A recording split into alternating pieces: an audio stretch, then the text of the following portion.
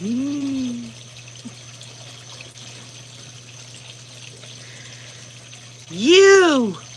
are all innocent, says Ann Cunningham, Donna's friend. Think about that, y'all. The state was able to bring out that the defense's first witness said that Donna, Charlie, Harvey, Wendy, we're not even going to include Rob in that because Robert was never around, that somehow the jury is supposed to look at that anything other than that this woman automatically believes that Donna is innocent. Come on, y'all. Come on. Hello, Edie Ruth. Hi, Mark McGarry. How are you? Hello, Kathy Barella. I hope you had a great Labor Day. I've had a good one.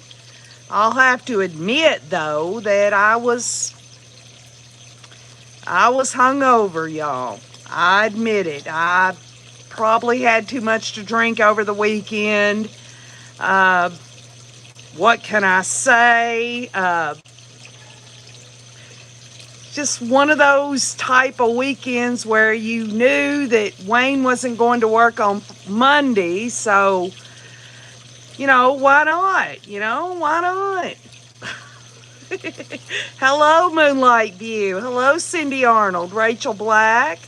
Donna says you should have been a detective. Rachel Black. Hello, all of you. Judge Everett called it short today, y'all. And I'm here to tell you now why I think that he called it short today. I think he huddled with the defense and with Georgia Kappelman and Durham there, and I think, y'all, and I know I said Donna's not going to testify. I think tomorrow Donna's going to testify.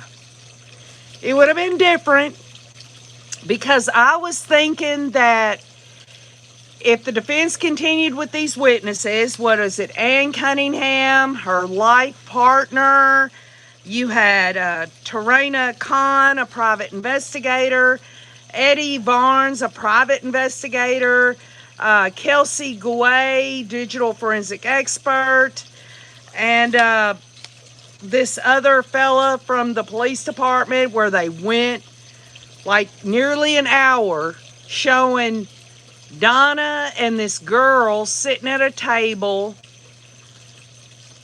Come on, y'all. Donna's going to testify. I believe it. Because think about this. Think about it. If Donna wasn't going to testify, the defense would have continued on. It was only 2:45 Florida time. Think about that. Think about that. Oh, Edie, I hope everything goes okay. I'm sorry to hear that. I really am. Rachel Black says Donna's evidence is pathetic. We're going to go over that. What first impressions? This ain't no recap, y'all. KJ hadn't had time to let it all sink in. I'm sure you haven't had time to let it sink in. But we'll just initial thoughts. Huh? My son has been listening to this case too, says Donna, of Sis, you should have been a detective. Donna, honey, I love you. You know I do. But that dang YouTube name is so long. I just know you as Donna. I know you're a freaking superstar. I know you helped Krisha K. Easton of Difficult Research out. I know you're the bomb. But Donna, I just have to call you Donna. I want to give kudos to your YouTube name, Donna.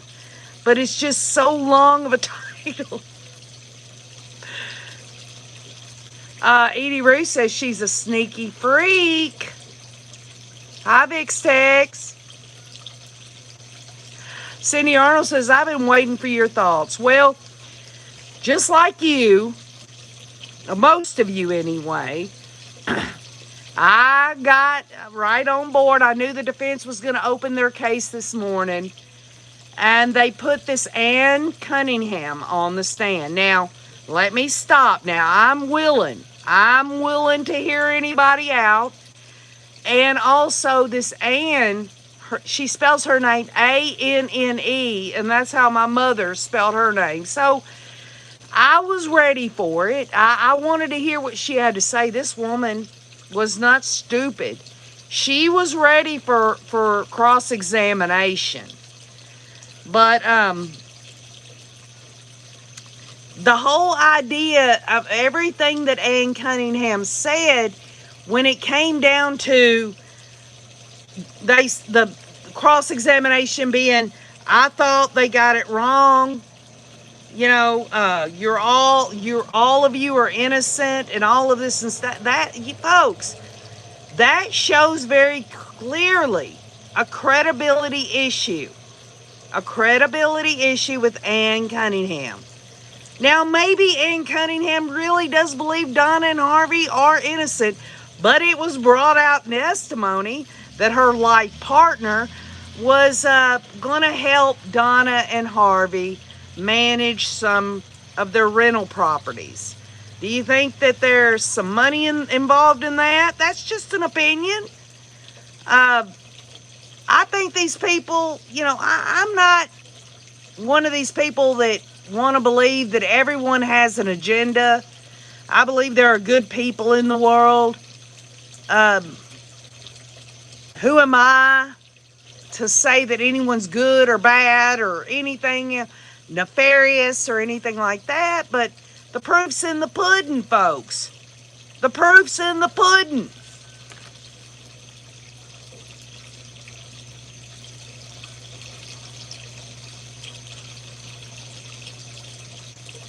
Adelsons think they're rich. Affluent friends are impressive.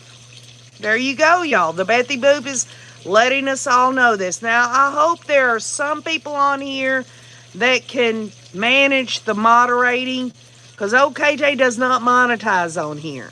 And I'm just wanting this to be a good thread of communication. This is an open channel. I'm hoping people will step up and get rid of these people that don't care about what we're here to talk about, okay? Lillian Esme says Jesus is alive. I agree with that. Jesus is at the right hand of God, sitting on the throne. He's got all power. God gave Jesus Christ all power, okay? On heaven and earth and everything, anything and all, okay? That's my faith. But there are people on here that believe different, and that's fine too. They allow me to be me, and I allow them to be them on this channel. Each lady says, I'm on it, KJ. VixTex says this is a no-tro zone, and if VixTex is on here, y'all better just heed it. Just go on somewhere else. If you're not going to listen to what we're talking about here and understand what we're talking about here, VixTex is on it. Then we've got Beach Lady. Beach Lady's on it too. And Beach Lady took a hiatus. And I'm glad Beach Lady was MIA, because Beach Lady needs to have time to herself to do whatever she needs to do with her life, just as Ole KJ is never consistent on this channel.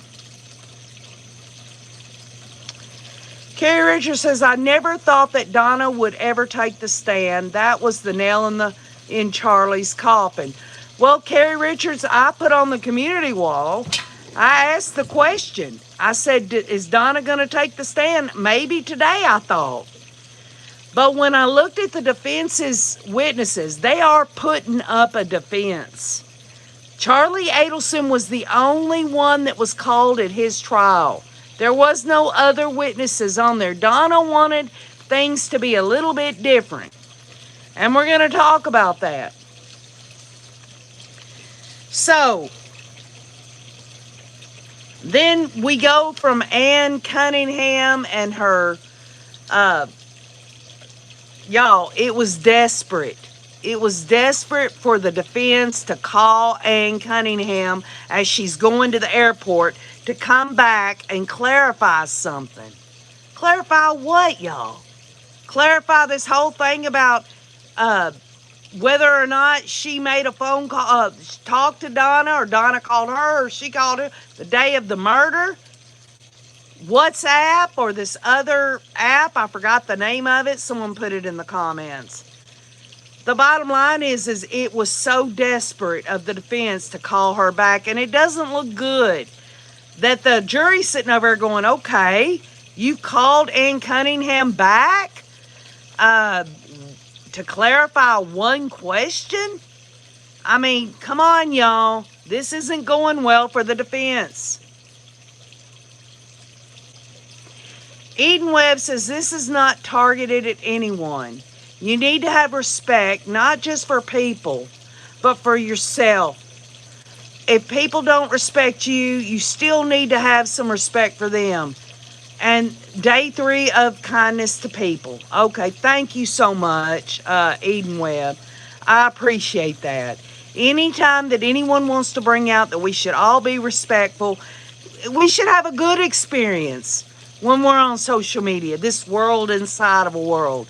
We should, but as the Rays and others know, the bottom line is there are damn assholes that come on this channel to call shit for no reason at all.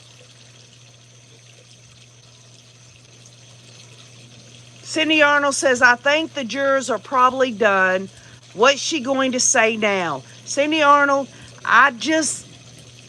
y'all know I've been wrong, but I originally said there's no way that Donna Adelson will take the stand, but when they cut it short today, there were no more witnesses that they could have called.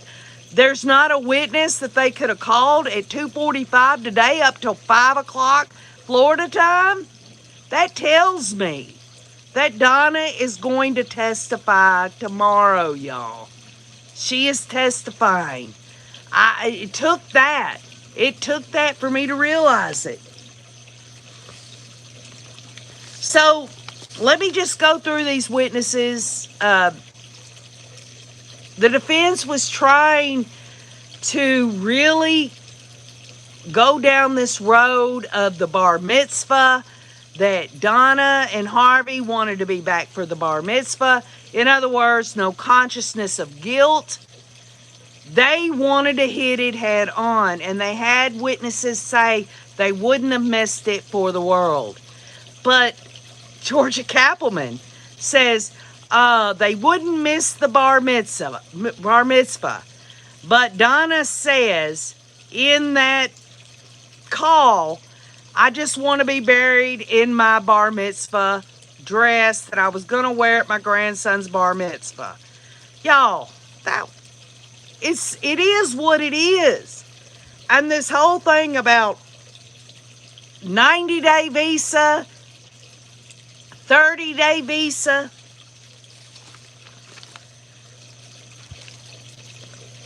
this one gentleman gets up on the stand and he talks about, what was his name? Y'all, I apologize. I don't do things like everybody else.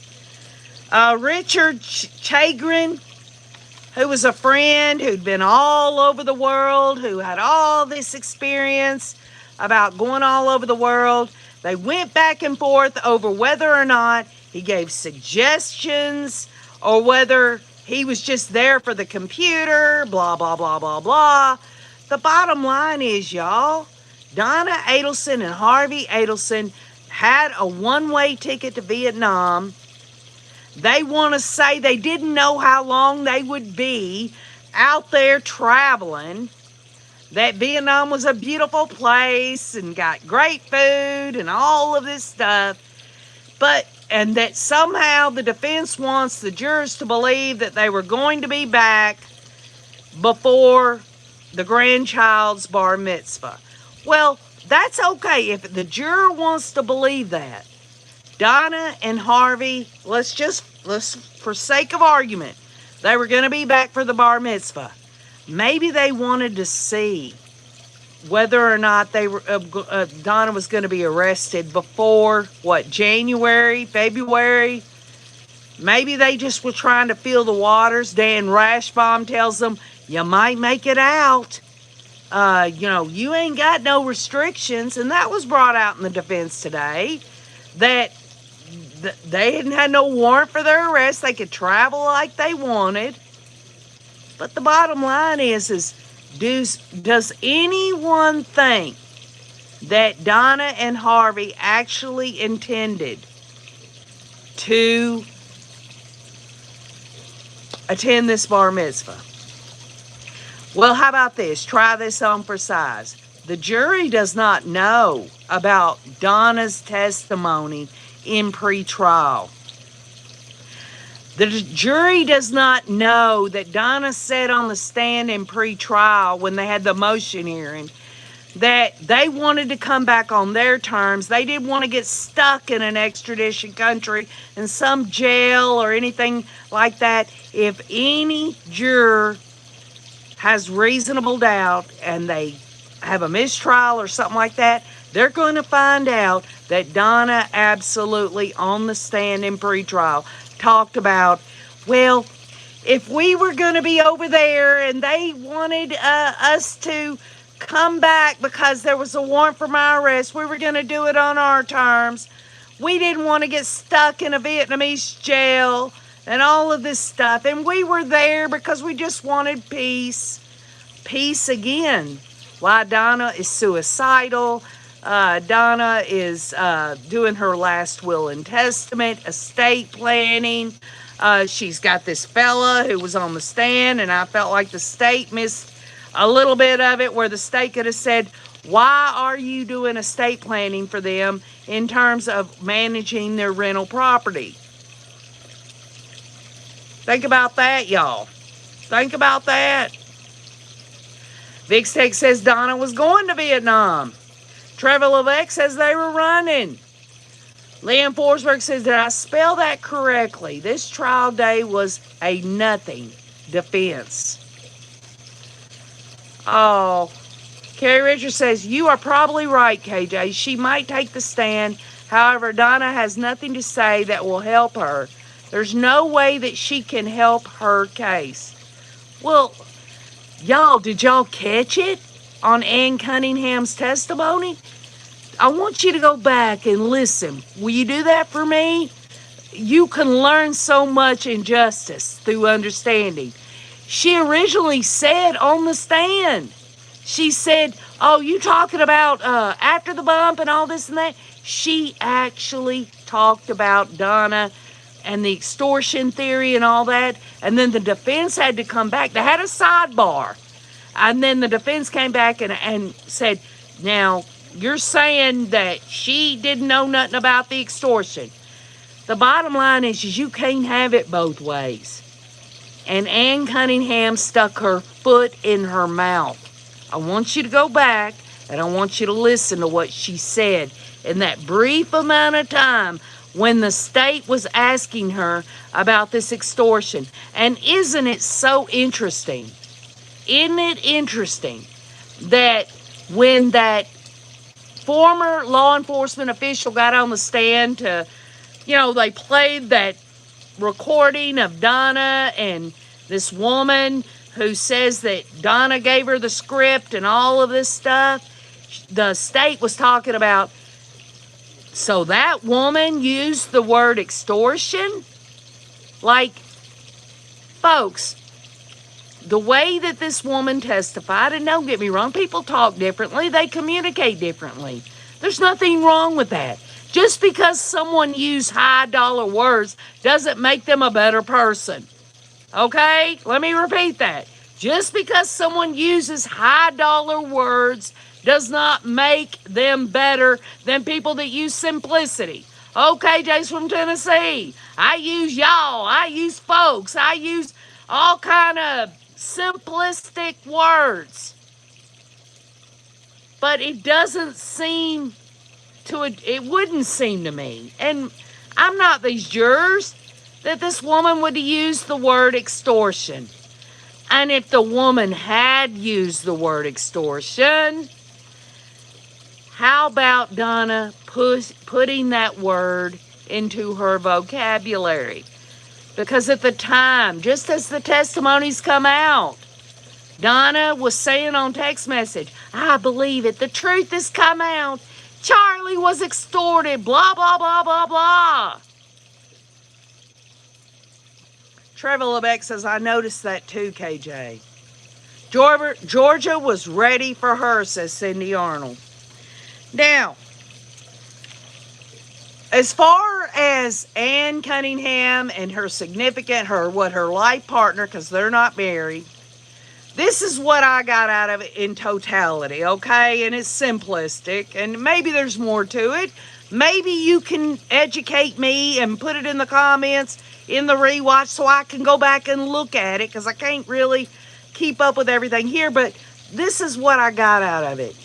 That this Ann Cunningham and this fella was right in the mix of Donna and Harvey having to deal with Charlie being convicted. And they even lent out their home to Donna and Harvey because, y'all, the media was chasing Harvey and Donna everywhere, and I believe that. I believe that part of it. You know, it really comes down to this, y'all. What part of Ann Cunningham's testimony seems consistent with the evidence or does not? And then you're asking, why does it not? Carrie Richards says, I'm going back to listen to it. I find it all of this fascinating. Listen, folks, justice through understanding means a lot of things to a lot of different people. And I've learned more from you than you've learned from me. Okay? That's my belief. And I'm telling you now that anytime we have the opportunity to look at something and say, okay, here is the question. Can the question be answered?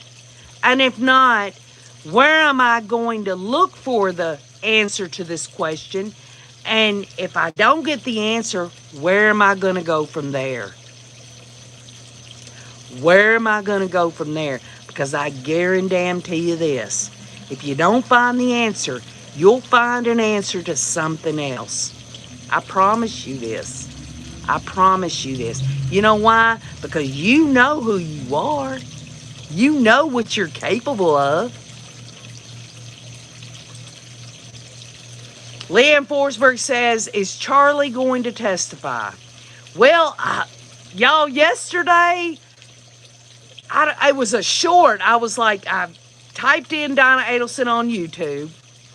Not to watch other channels, but to see what the news was on the titles. Because I try to form my own thoughts and opinions, but I did click on this short about Charlie Adelson's transport. Did any of y'all watch Charlie Adelson's transport video? It's online on YouTube. All right, I need you to go find that. It's recently, okay? You remember Donna's transport where she freaked out and had these episodes or everything? Charlie is in there. They give him Wendy's and all that. I forgot the name of the YouTube channel, and forgive me for that because that person deserves kudos. But it's a whole transport video of Charlie Adelson. Did anybody watch that? Leah Forsberg says, Wendy's burger and fries. Oh my Lord, y'all. He had he's got a mustache now, and he shaved his stuff where he's got like a sculpted goatee.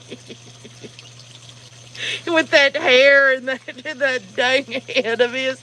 It's funny as shit, man. I'm sorry, y'all. But,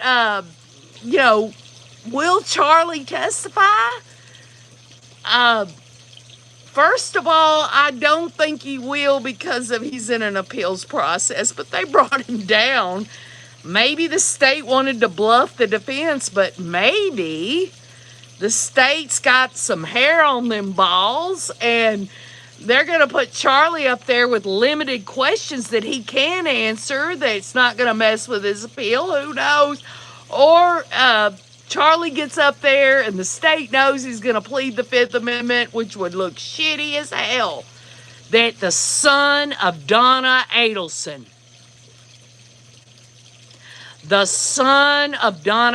isn't going to go in there, get on the stand, and protect his mother and do the right thing. This whole idea of Donna telling everyone, oh, the truth is coming out. Charlie is so innocent and all this stuff, y'all. The jury wasn't stupid. It wasn't that the jury couldn't understand that Charlie was saying that he was extorted. It's because they looked at everything and nothing that he said lined up. You've got to corroborate evidence, y'all. It's just the way it is. It's like lobster to Charlie. Don't get out much, do you, Charlie? Charlie thinks he's got it going on, y'all. He's up in South Dakota right now. I bet he's had everyone in his prison believing he's the high-profile guy. He's got money on his commissary. You can be damn sure of that. They know he's got money, and they're going to warm up to old Charlie Adelson. If they can get them a can of freaking tuna, if they can get anything from Charlie Adelson, they're going to get it. And that's what gives him damn kudos in freaking prison. Give me a break. Give me a break. Do you think the police is keeping tabs on Wendy to see if she's going to take off with the kids? Trevor, Wendy's not going to take off to another country with the kids. I promise you this.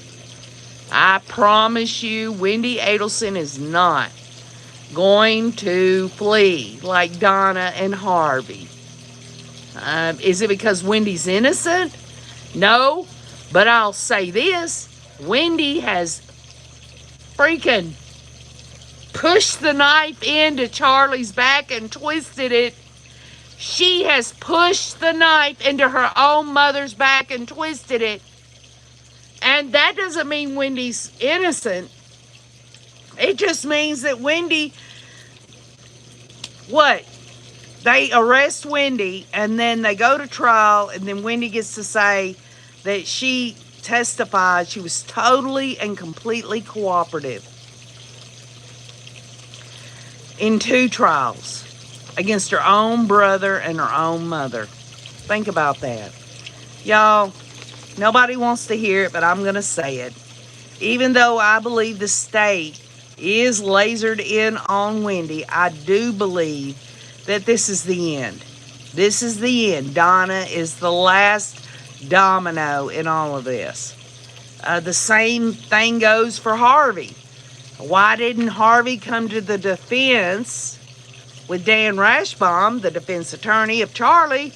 Why didn't he come in to take up for his own son? Why didn't Harvey come in as a defense witness for his own wife? Think about it. Just think about it.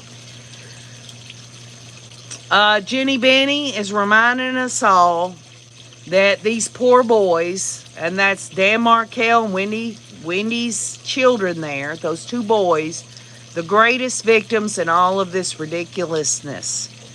I agree with that, but I also agree that Dan Markell was a victim, the victim. He was murdered for no reason at all because Donna didn't want to continue to lose income by going up to Tallahassee. And she felt like Wendy would have a more prominent life down there in South Florida. That's all it was. It's so petty to say that a person's life is worth that. It's so pathetic. Sugar Magnolia says, yes, bless their hearts. With the exception of the oldest son, Robert, the rest are as guilty as sin, in my opinion. I believe Harvey is an accessory after the fact. I don't believe he planned it. I believe Donna and Charlie planned it. But I respect your opinion about it.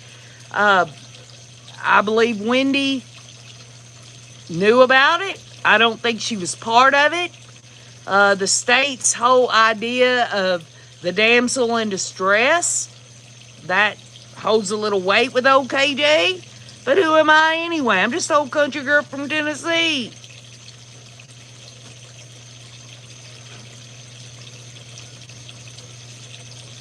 Jay says, I could see Wendy leaving the kids behind and fleeing. I just can't see that. Wendy couldn't last over in a foreign country by herself without her kids. I believe that Wendy does love her children. I just think she is toxic or something because of her upbringing, whatever. I just don't see Wendy leaving her children behind. I don't believe Wendy would do it. But that's just me. I could be totally wrong. You know, I'm not even giving her the benefit of the doubt. I see more on Harvey now. Yikes, says Cindy Arnold. Did y'all notice the reserved over there by Donna Adelson had like 4 people in it today? It looks like Ann Cunningham and her life partner was heading to the airport, you know, like very quickly. They weren't going to stay and be there, but I'll tell you what, this Ann Cunningham, y'all, she didn't do no damage. I think the bottom line is the defense called her because Donna wanted her there. I believe that the jurors, common sense wise, could see just because she says everyone is innocent. You know, she was a friend of Donna. And, you know, I hope these Ann Cunningham and her partner for life there, I hope they understand that it makes them look bad, really. Because not only is she saying Donna is innocent, she's also saying Charlie is innocent. And again, go back to her testimony. Just promise me you'll do it. Where she does trip over herself, where Donna told this woman about the extortion. Okay? But then the defense went back and made her say something else because Ann Cunningham knew that she screwed up.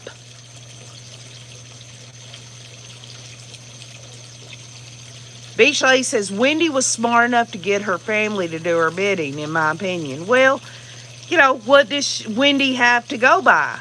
But the pattern that she's dealt with her entire life, right? So let's switch over to the defense has brought in several witnesses, y'all. And I guess the question is in Florida time, 2:45 p.m., and they're supposed to go to at least 5 o'clock in the evening. Why didn't they go to the next witness? Is the next witness there's not enough time? Let's see, 2 hours at least. Donna is testifying tomorrow, y'all. This is my opinion. I could be wrong. Donna is testifying. But let's get to the next one, and this is Tarana Khan, a private investigator who interviewed inmate Patricia Bird at the Leon County Detention Center. And this was the defense's way of trying to hit back on these 2 women that were in jail with Donna Adelson. They want to take that away. They're trying to rebuff it. They're trying to poke holes in the state, presenting that. And this Tarana Khan, she testified that Bird did not tell her that Donna confessed. Now, folks, if the defense did anything right today, this woman, y'all, she was credible.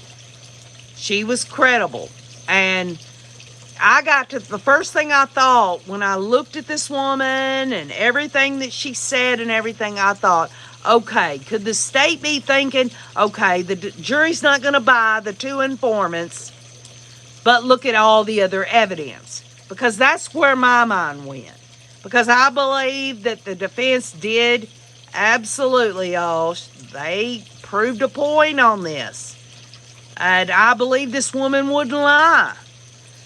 Then there was this Eddie Barnes, who was a private investigator, who interviewed inmate Patricia Byrd at the Leon County Detention Center, and he testified that Byrd did not tell him that Donna confessed or offered to buy things for her. Again, that is corroboration, y'all. This comes down to credibility. But in my mind, I'm thinking this really played out, that these women were trying to figure out a way to lessen their sentences or whatever. And folks, just as jury instructions would say, you can believe them, you don't have to believe them, you can say they're not credible, whatever. So in my mind, and this is just me, in terms of this trial, I don't believe that the jury will consider these two women at all, except for the one that had Donna Adelson's handwriting, which was authenticated through a handwriting specialist. But even then, a juror could say, well, that first one, that tells me that they didn't really, that's not true what they testified to us about. And if that one didn't, then the second one, even though Donna Adelson's handwriting is there, could it be that this inmate was trying to get away to get her sentence reduced and have Donna write things out, just as we watched that painfully nearly an hour where the state was like, okay, play it in its entirety. The defense was like, well, we just wanted to point out certain things, blah, blah, blah, blah, blah. What I am saying is the defense did absolutely their job, and I don't believe that either one of these women are credible, y'all. That's just me. That's just me.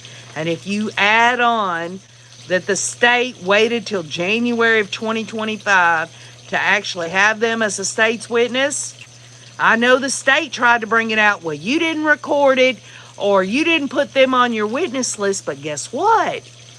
The defense was able to bring out that one of those witnesses absolutely was on the defense list in Dan Rashbaum's case before he was taken off of it. You know what I'm saying? So I exit that out. That's just me. You might see credence. You might think, oh, they're credible. That's fine.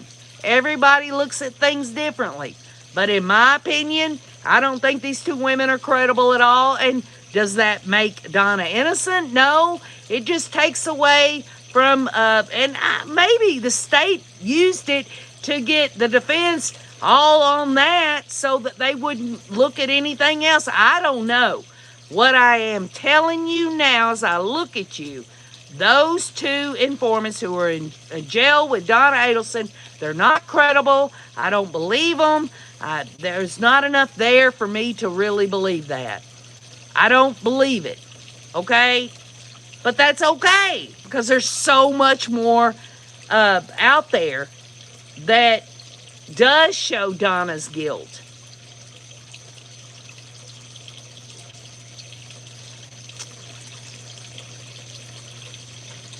Norma Guerrero, hello. Hello, Webby. Jet Set J wants Webby to know. Hi. What about that silent video today? Oh, my goodness. Yes, Leanne Forsberg. That's what I was saying. The state did come back on that by saying they were both writing and all of that. So something could neutralize on that.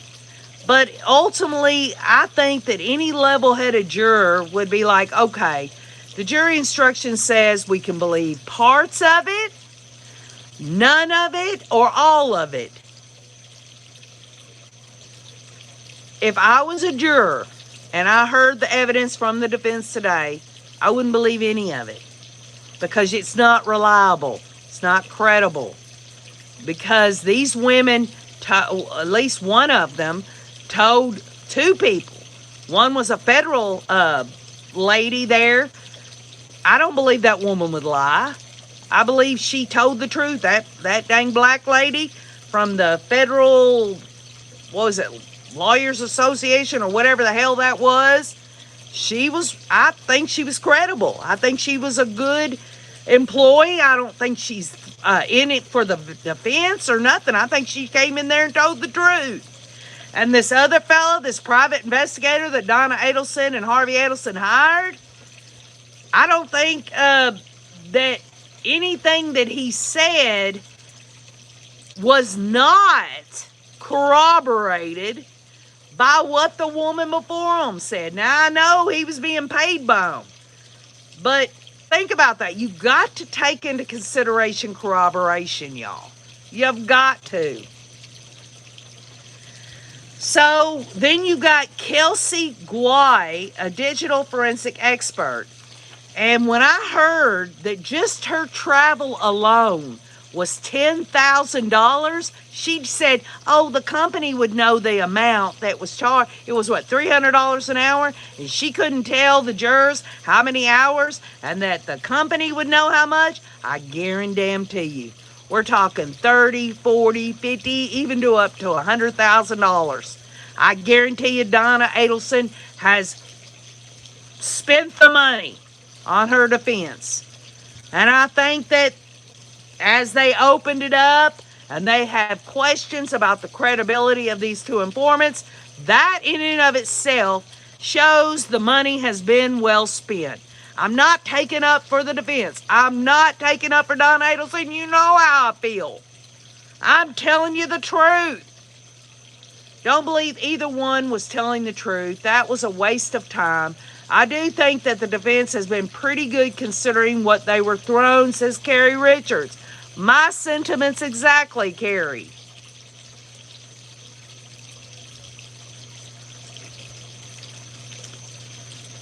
Hello, Alpha Fem XT. How are you? Norma Guerrero says, me too, KJ. So anyway, we go to Kelsey Guay, the digital forensic expert. And what was brought out on this is that the defense wanted to say the state presented all these, all these calls or communications way over the top. They were duplicates. They were, and we need to know the precise number. And that's where the defense did score with the jurors, because the defense witness did say, I am into accuracy. But even then, the state was able to bring out, hey, of all these calls, Charlie Adelson was the one she called the most. Even then, if you look at all the other people, right, it's still within this range of, a lot of calls, right? So I get that. I get what they were trying to say. They wanted to shit all over the state saying it was 400 and something when it was actually like 300 and something. There was a variation there. And the state did come back and say, yes, there were duplicates. But if you look at it in totality and all that, Charlie was the one that called Donna the most. Hello, Stacy.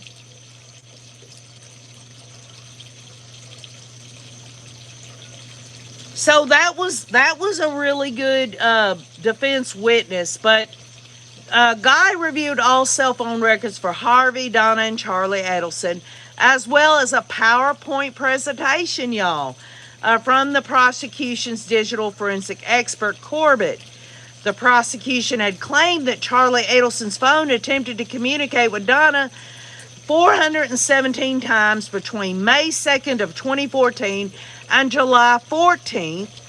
However, Guay's analysis revealed significant discrepancies. Under cross-examination, Guay acknowledged that she did not disagree with anything in Corbett's original report.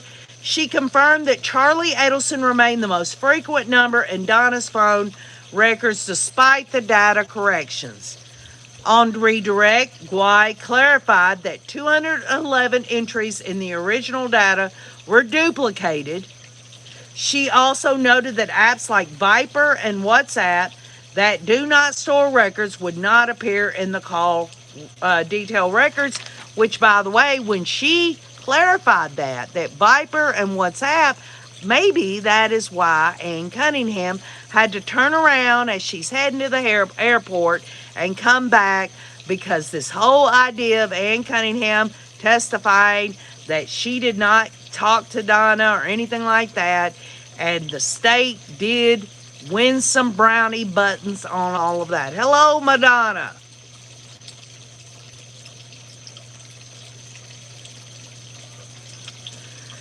So, what did I get in all this? I've got it that this is a full-throated defense for Donna Adelson. She's paying the money.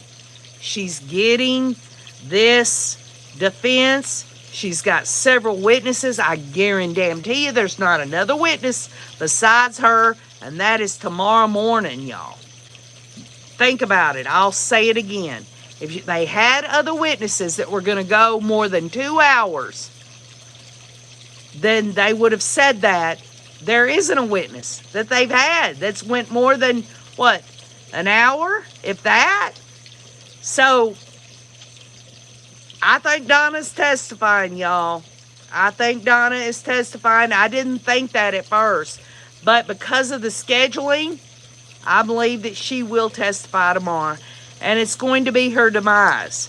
Because Georgia Cappleman is going to chew her up and spit her out. There's no two ways about it. Donna can formulate all she wants, just as Charlie did. What her idea of all this was and everything. She can give the excuse why she was saying on text message, finally the truth comes out. Charlie was extorted. All she damn well wants. But I promise you, y'all, that Donna is going to testify.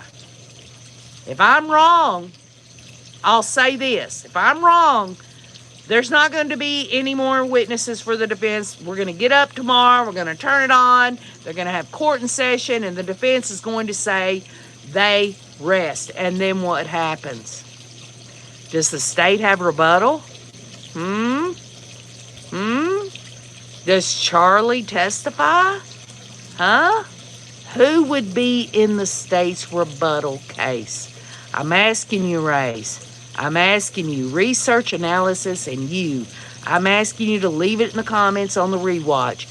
Who would be a rebuttal witness for the state of Florida against Donna Adelson?